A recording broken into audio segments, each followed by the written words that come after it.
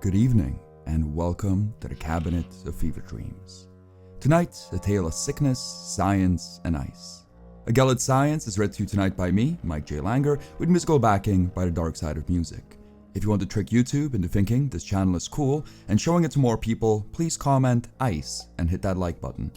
Also, if you'd like to hear more of these stories early and keep my freezer running, drop by patreon.com/MikeJLanger. All your support is greatly appreciated.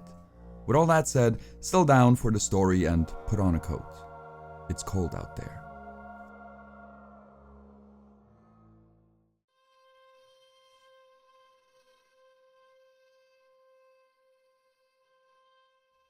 The first time our paths crossed, it was only for a moment.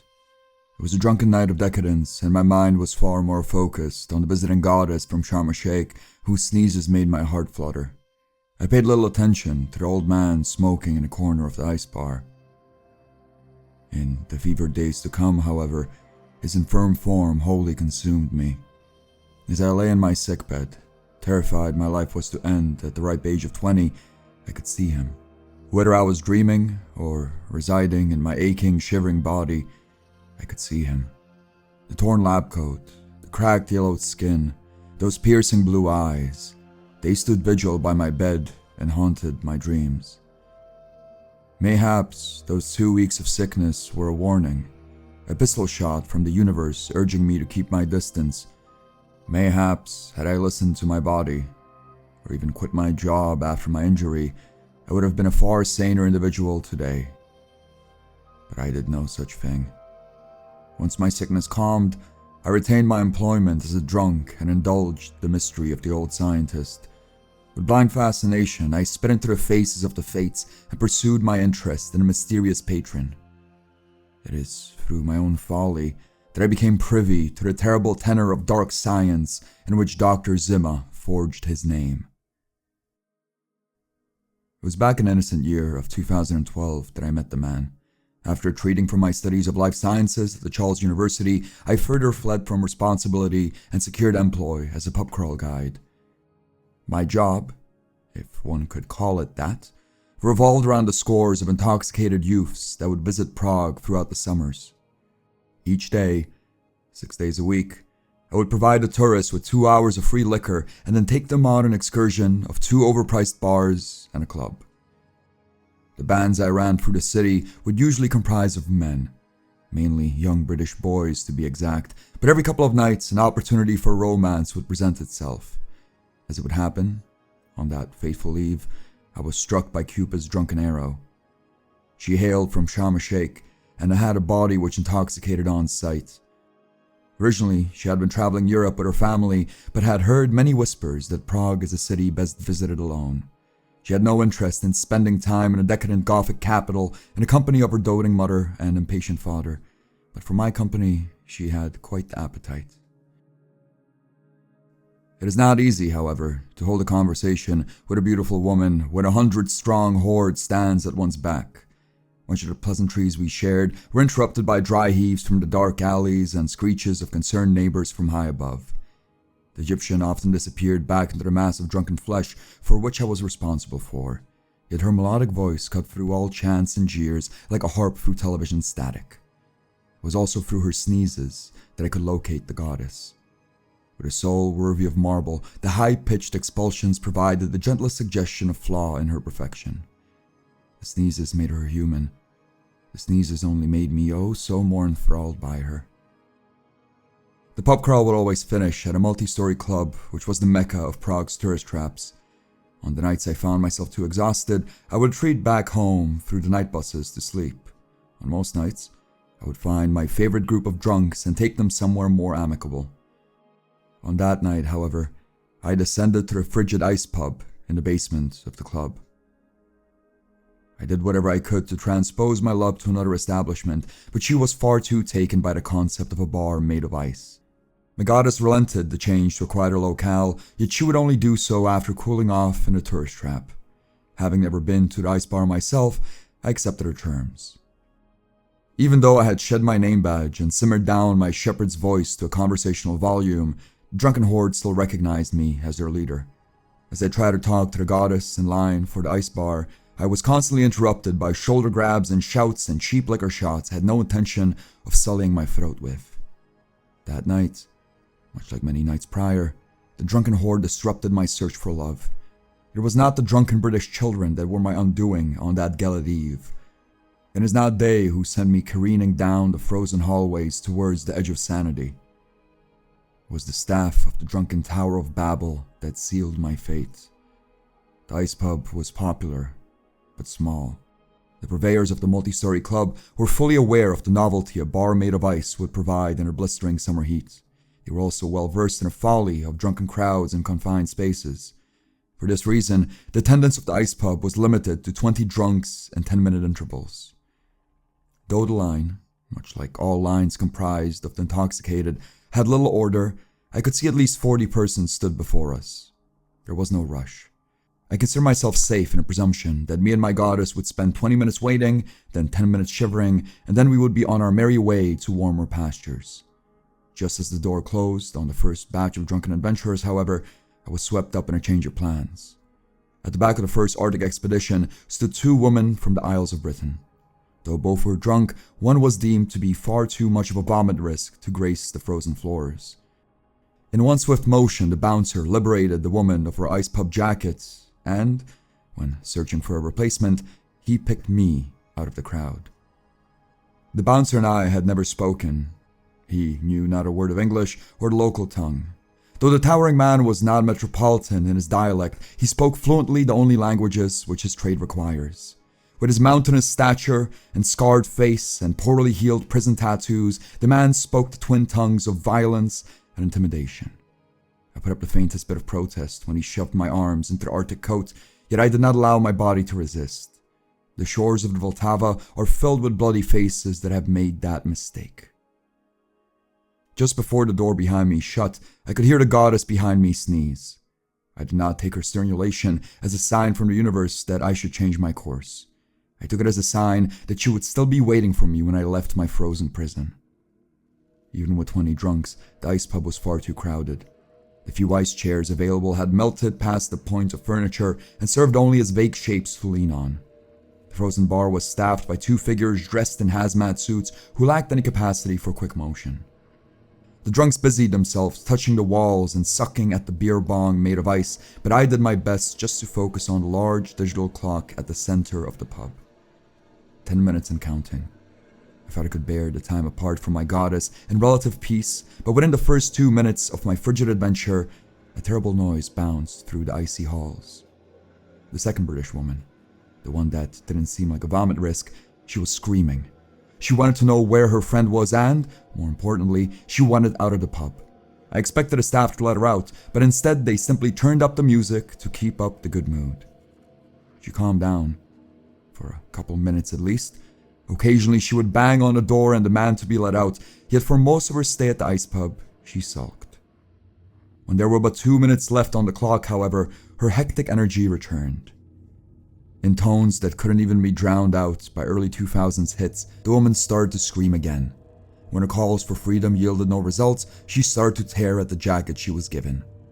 The clothing was tough, and clearly designed for more inhospitable corners of our globe, yet she was tougher. Just before the doors of the ice pub opened, she ripped through the jacket. After she forced her way through the door, all she left behind was a pile of thermal stuffing and fake broken nails. My goddess was in the next batch of people destined to enter the ice pub, so I did not bother exiting the frigid hall. Just before she entered, however, her phone rang and she ducked out. With a knowing glance, the towering bouncer shut the doors to the ice pub once more. Above me, the digital clock once again started to count down 10 minutes. I tried, once more, to bear my cold and uncomfortable environs by keeping track of time. This time, however, there was something much more distracting in the pub than its screaming tourists. Not far from the ice bar, there sat a small set of steps leading down to what I presumed to be some sort of a maintenance room. From that door, wearing a lab coat that would soon become very familiar to me, emerged an old, feeble man. He seemed to have been summoned by the British woman's outburst, for he seemed to be quite interested in the pile of stuffing she had left behind. Quickly, however, his attention changed. As the strange old scientist puffed away at his hand-rolled cigarette, he kept his piercing blue eyes trained purely on me. I am no stranger to offbeat old men hanging out in the back of pubs. I do work in Prague after all. Yet there was something different about the man in the lab coat. With his sickly yellow skin and matted hair, the man looked horribly unwell. There was a stare that truly sent discomfort crawling up my spine. I was not in the mood to make merry with drunken strangers, but I desperately needed distraction from the old man in the lab coat. Even though I was fully aware of the deluge of orally transmitted diseases that travel through the underbelly of our Gothic capital, I pressed my mouth against the frozen beer bong at the center of the ice pub and indulged the tainted liquor in hopes of finding forgetfulness. I drank at least a dozen watered-down vodka shots, and someone threw in a beer that, even despite the ice, managed to be lukewarm. My experience at the end of the frozen teats was not a pleasant one, yet when I re-emerged, the strange old man was gone. The clock had also made progress. When the door to the ice pub opened for the third time, my Egyptian goddess finally entered. She was much more enthused by the frozen environs than I was, yet after 3 or 4 minutes, she too grew unimpressed. The jacket she was given was the same one the British woman had torn apart not 20 minutes prior. The ripped-up clothes provided a little warmth to my love's tender flesh. My first visit to the ice pub was of no trifle for my body. The second visit gently challenged my immune system. It was not until the third time the clock rolled back its 10-minute mandate that I found my lungs aching. The cold was getting to me, but the steadily strengthening sneezes of my Egyptian goddess made my heart ache. In misguided chivalry, I switched jackets with her. In drunken folly, I sealed my fate. We shared our first kiss in that frozen bar, and then we shared a few more in a nearby Spider's Lounge. That I recall. The rest of the night, however, has been stolen away by the skull-rattling fever that followed. I have faint memories of being loaded into a taxi by some of the bohemian types that hang around the lounge, but sickness has wiped away all detail.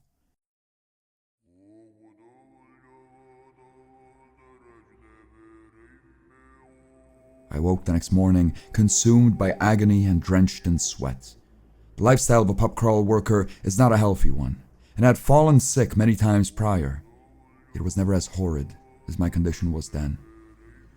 For 2 weeks, I existed in a constant state of fever and coughs. Whatever disease my body had contracted was a cruel one. My roommates, children, just as I, were of little help in my time of sickness. I was brought a solitary cup of tepid ramen when my condition proved to be too frail to walk to the kitchen, but I was left in isolation otherwise. As I arrived in my sickbed, my chest ached with a burning suffering and my mind was seized by terrible apparitions. Most of the phantasms were the ethereal visions of a man whose soul is seized by fever, yet within all the horrors my brain projected, there was one constant: the old scientist. He stood by my bed when I was lucid. He traveled with me through the fetid vapors of my dreams. The old scientist never made any attempt to speak to me or interact in any other fashion. He simply watched me from a distance with his piercing blue eyes. After 2 weeks of the cursed sickness, I was far from healed. As decrepit as my lodgings were, however, they did not come for free. I needed to pay rent. On my first day back at work, I felt far from healthy. My chest ached, the veins in my hands were bloated, and my mind existed beneath a thick layer of mental fog. Luckily, my job at the pub crawl did not require me to be particularly sharp. At that point, I had taken my visions of the old scientist as being a product of my fever. I was unsure if the scientist had even existed to begin with, and I made no effort to check. When I first put on my name badge, I was convinced that I would never enter the ice pub again. By the end of the night, however, I was in deep need of cooling down. It had been a historically hot day. Even with the sun down, I was sweating as one would at midday. Initially, I thought that some fresh air and libations would do my sickly body well, yet they did not. By the time my hoard had reached the 5-story club, my body felt patently unwell. Briefly, I considered calling myself an ambulance, but foolishly, I chose to cool my body in the ice pub. The cool environments of the frozen bar felt like they could calm the burning discomfort brewing in my abdomen, but they did not. Moments after I found myself back in the ice bar, my hearing and sight started to fade. I tried to lean on one of the frozen chairs, but they were far too melted to hold up my weight. The first thing I saw were his sharp blue eyes. The next was the burning ember of a cigarette. I was lying on a metal slab in a room filled with vials and beakers and microscopes. When my unfamiliar environs finally dawned upon me, I panicked. In distress, I shoved the old man away and readied myself for a speedy escape. My push had propelled the frail scientist backwards, yet my body would not travel. Exhausted, I collapsed back onto the metal slab. Disoriented, dehydrated, signs of jaundice, potential inflammation of the joints, heavy alcohol consumption, poor sleep diet, possible drugs. Not good, not good. Though my push sent the scientist falling against the shelves of tinctures and vials, he quickly regained his footing. Very young, very unhealthy. If poor behavior is kept up, precious life will be wasted. Not good, not good. The man spoke with rapidity and gentleness unbecoming of his appearance.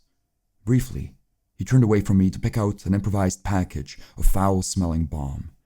With his piercing eyes once again burning into my skull, he handed me the medicine. Apply this to your hands and neck. Effects are not instant but quick. Should relax the hearts and restore energy. Perhaps it was lightheadedness that still seized my mind. Perhaps it was the ethereal blue of his eyes. Perhaps I am simply an idiot. Either way, without much argument, I scooped up a healthy helping of the grey ointment and applied it to my knuckles. Though the scientist said otherwise, the relief was instant. Within moments, the ache in my fists soothed and the veins in my hands receded to normalcy. Putting even a small helping of the balm on my neck relieved my discomfort even further. Though I introduced myself to the scientist by my full name, he never gave me his. He simply identified himself as John, the ex-assistant of the once great cryobiologist Otakar Zima. Dr. Zima had died many years prior, but John had taken it upon himself to continue his mentor's studies. The Gelid tenor of science Zima practiced was shunned by all modern scientific organizations and required interminable sub-zero temperatures. With little funding available, the old scientist negotiated a laboratory beneath Prague's infamous ice pub. As the old man spoke, I could see the staccato of his words hang in the air in quick puffs of mist. The vials and tinctures that occupied much of his makeshift laboratory were coated in a thin layer of frost. The temperature in the room was undeniably beneath the point of freezing, yet in my shorts and t-shirt, I wasn't the least bit cold. When I remarked upon the incongruent climate, the old scientist laughed. You know little of the cold. You know so little that you might as well know nothing at all, he said, in another torrent of little puffs. Big pity Dr. Zima lectured before the digital age. Very big pity. If you could see a single lecture, you would ask very different questions. The old scientist seemed to be getting ready to educate me on the concept of cold, yet I quickly excused myself. Even though my aches and pains left my body with the help of John's strange balm, the memory of my inflamed lungs still burnt bright in my chest. Fearing a return of the sickness which kept me bedridden for so long, I fled the frozen laboratory and emerged in the back of the ice bar. That night, I slept soundly. The questions of the strange old man, however, did not leave my mind. By the end of my next shift, I found myself standing in a long winding line to enter the ice pub once more. When I knocked on the metal door that led down to the makeshift laboratory, the kitted out bartenders paid me no mind. When the door finally opened, the feeble scientist greeted me as if I were an old friend. I had abandoned all interest in the sciences when I had fled the university, but talking to the strange man reminded me of my past passions. When he spoke of Dr. Zima's research, John's words burned with an irresistible academic zeal. He saw Zima as a true visionary whose brain could steer humanity from the brink of disaster. If Zima's theories could be put into practice and the true potential of the cold could be unlocked, John claimed, the world would be ushered into a new frozen golden age of prosperity and peace. John's passion for cryobiology was unmatched, and so were his theories. He spoke of the cold not as a simple thermic reality, but as a force beyond the comprehension of man. He spoke of peaks and valleys within the scale of heat, hidden corners in our primitive measurements that could unlock biological properties which modern science couldn't comprehend. The old scientist spoke of freezing temperatures not as a state of matter, but rather as a separate world from ours. I, for the most part, did not put too much stock in John's opinions. It was their fantastical nature that interested me, not their real-world application or accuracy. Briefly, I made an attempt to learn more about Otakar Zima, yet John seemed to be much more content talking about the man's studies rather than the facts of his life. When I tried to figure out when he died, or at least where the doctor had lectured, John immediately descended into abstractions. When I met Dr. Zima, he was very old like me. I was young, just like you, he said to me one night as I visited. Charles University, the university you so smartly fled. He lectured there, but it was a different time. It was a different regime. I never took it upon myself to ask John's age. It seemed impolite to do so. I simply presumed he was talking about the communist government. I spent much of my evenings that summer in the company of the old scientist. He would regale me with the tales and theories of Dr. Zima, and, on the occasions where I arrived bearing certain work-related injuries, John would provide me with various magical tinctures and balms to ease my aches. I enjoyed my time with the old scientist, yet as the tourist season came to an end and my nightly bacchanalia morphed into an ever-repeating shift of babysitting drunks, I found the pub crawl badge to be a burden. Around November of 2012, I left the pub crawl and made a transition to a more sober aspect of the tourism industry, the tour guiding world. Although I traded my name badge for an umbrella and my morning hangovers for a bigger paycheck, I would still drop by to visit the old scientist whenever I found myself around the ice pub in the middle of the night. I still thoroughly enjoy the conversations about how life could be preserved and extended through the aid of the cold. Yet the drowsiness my midnight visits imbued in my morning tours provided to be far too much of a bother. Month by month, I started to visit John's frozen laboratory less and less. As seasons changed to years, I stopped thinking about the strange man and his theories altogether. It wasn't until this summer, more than a decade later after I had first met the scientist, that I thought of him again.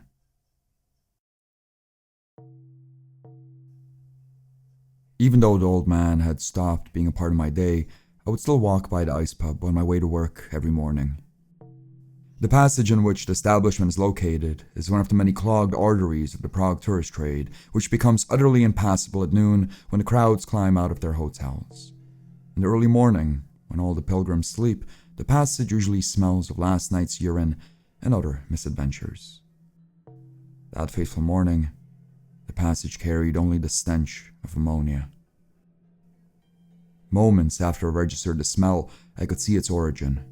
The door to the ice pub had been pried open. The whole passage was slick with water. The ice pub had been vandalized, and it was melting. Though I had an early shift to get to, I abandoned all responsibility and ventured into the once frozen hall. The misshapen suggestions of chairs had turned into flimsy icicles. The massive frozen beer bong was now a puddle. The large timer that sat above the ice pub was hanging by just a few wires. With his yellowed skin and fading hair, John had never looked like a prime example of health. The state I found him in, however, was unrecognizable. The man was sitting in a pool of melted ice on the floor, shivering in madness. All the sharpness had left his words, and his eyes were dull and glassy. With slurred speech, John said something about a group of drunk tourists breaking in around sunrise, but the longer he spoke, the less structure his sentences possessed. The old man clearly needed help, but he turned nigh feral when I tried calling an ambulance. With fury in his wavering voice, he labeled all modern doctors to be criminals and charlatans. With what little energy he had left, he delivered one final lucid instruction. "Ice," he rasped. "Bring me ice. Bring me ice before I perish." Prague is a city that has yet to become fully comfortable with the concept of air conditioning. Ice is a commodity not easily acquired in the streets. After a sprinting search through the winding streets and some frantic research on my phone, all I was able to cool off the old scientist with was a couple of dozen popsicles that I managed to buy from a Vietnamese corner store. My old friend was in dire straits. It was also heavy tourist season. There was no way that I could miss work. I promised John that I would contact someone from the ice pub management and get them to summon a repair crew to bring the laboratory back to its frigid normalcy. Though he looked like he could no longer understand my words, I promised I would come to check on him during my lunch break. It took me much of my walk to work to finally get someone from management on the line. Even then, they were not particularly interested in what was going on with their establishment. Yes, someone broke into the ice pub in the early morning hours. They were aware. Yes, a repair was scheduled at some point in the future. When repair was to take place, however, was none of my business. I spent much of my 3-hour morning tour thinking about the old scientist. I had little understanding of what was wrong with him, but our evening talks made it clear that he needed the cold to stay healthy. As I rushed back to the ice pub during my lunch break, I readied myself to find him in a worse condition. My imagination, however, could not prepare me for what I found. He was melting. The tight yellow skin on his face had flaked off like reptilian scales and revealed a soft pink undercover. He was still in deep delirium, and he still begged for more ice. Yet, between his fevered demands for ice, old John had another message. My work. On top of my shelf by the door. My work. My life's work. Save it. Publish it. Make sure the knowledge does not die with me. I, once again, insist that I call an ambulance. He, once again, denied any medical assistance. With my next tour starting in but 15 short minutes, I relented to the old scientist's demands. His visage, however, did not leave my mind's eye. Just after I started the tour, I excused myself from the crowd and placed a quick call to Prague's emergency services. I told them of John and his medical dilemma. The voice on the other end of the line, much like most of the governmental representation in Prague, was far from friendly. They did, however, after much begging from my side, promise to visit John and call me back with an update. The update came almost an hour after my initial call. I was given an angry tongue-lashing by the voice on the other side of the phone for making a prank phone call. Apparently, they found no old scientist in the basement of the ice pub. Apparently, misuse of emergency line was a crime, and I was lucky I was not being prosecuted. I did not argue with the voice on the line. They did not seem open to discussion, and, more importantly, had a crowd of 40 tourists waiting for me to talk about the 14th century. Instead, I quickened the pace of my tour and rushed back to the ice pub the moment it finished. The old scientist was, indeed, gone. All that remained of him was a foul-smelling puddle and his clothes. The idea that the old man had melted out of existence disturbed me greatly. Yet that biological mystery was quickly replaced by another. As instructed, I retrieved the old scientist's papers from the top shelf. I made an effort to read through them, but the handwriting and jargon were far too foreign for me to comprehend. The research in which the old scientist partook was confusing, but what truly broke me, what sent me to the brink of madness and forced me to burn all the papers which the frail man had left behind, was the stack of identification papers. Much of the documentation was ancient and written in German, yet inside of the pile I found a photograph ID from the turn of the century. It was a passport issued by the First Czechoslovak Republic, not 2 years after the end of World War I.